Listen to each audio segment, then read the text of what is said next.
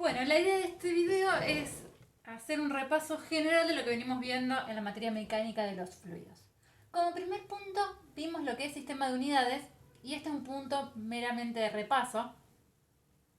Y para concordar que siempre nosotros en esta materia, salvo que se indique lo contrario, vamos a trabajar dentro del sistema de unidades internacional, sistema métrico legal argentino, denominado CIMELA, que trabaja con longitud, la unidad metro, masa, trabaja en kilogramo, y tiempo trabaja en segundo. Es decir, todas las derivadas de estas magnitudes básicas siempre tienen que respetar estas unidades. ¿Sí? ¿Qué quiere decir eso? Que si yo estoy trabajando con área, que área es longitud al cuadrado, yo voy a trabajar en metro cuadrado.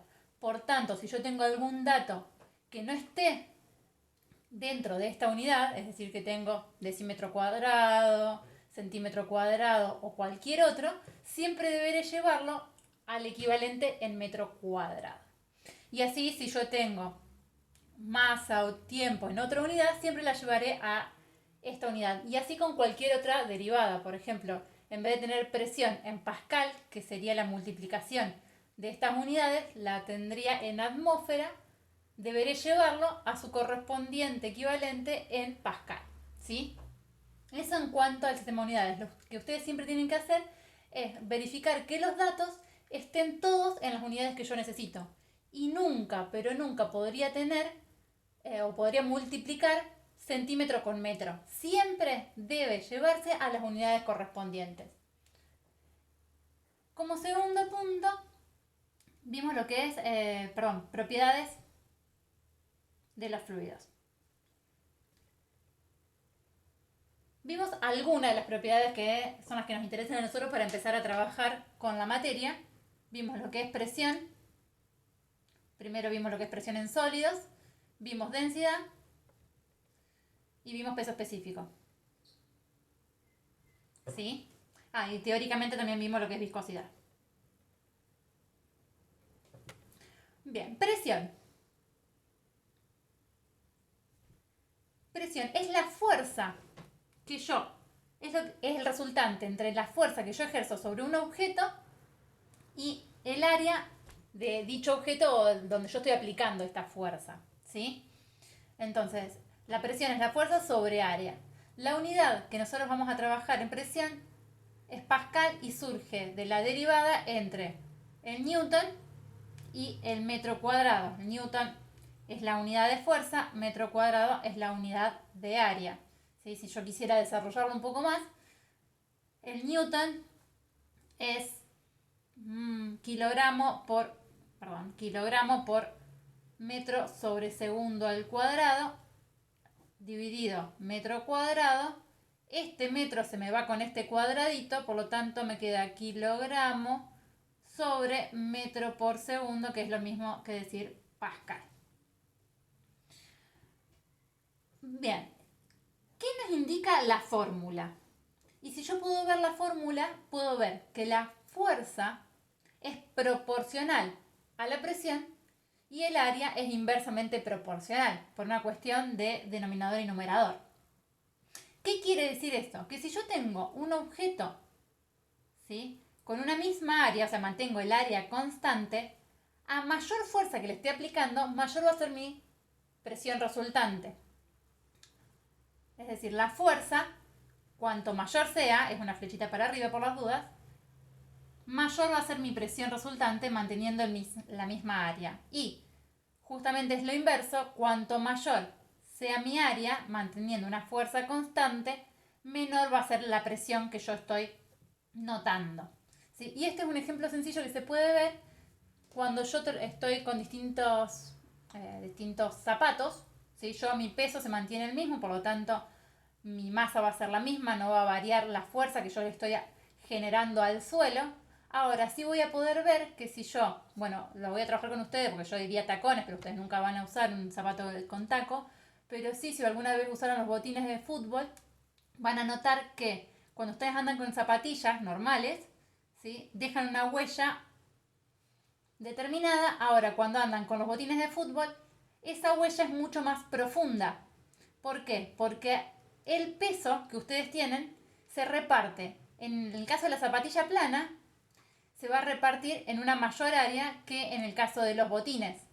Por tanto, al mantener la fuerza constante, cuanto mayor es el área que tengo, menor va a ser la presión que va a sentir el suelo, y cuanto menor es el área, en el caso de los botines, mayor va a ser la presión que va a sentir el suelo, y por esto la diferencia de profundidad en la huella.